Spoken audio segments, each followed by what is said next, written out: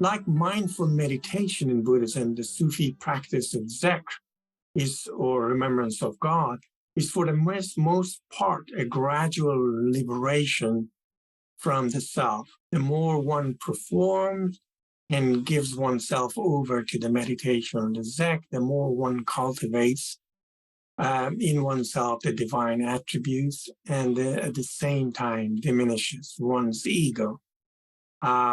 Ultimately, one's ego disappears completely in God.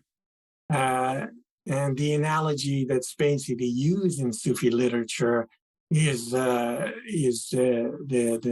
analogy of the drop in the ocean. The drop is transported in many different stages from a cloud to a stream to a river and ultimately reach the ocean. Once the drop is unified with the ocean, it becomes the ocean, and there's no trace of its being a drop. So that's the analogy people.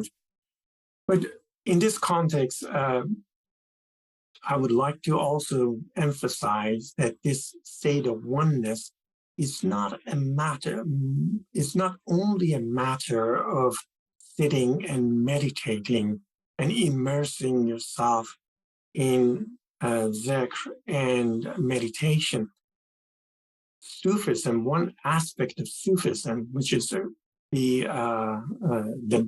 I would say one of the main aspects of Sufism, is the service to society and to helping others.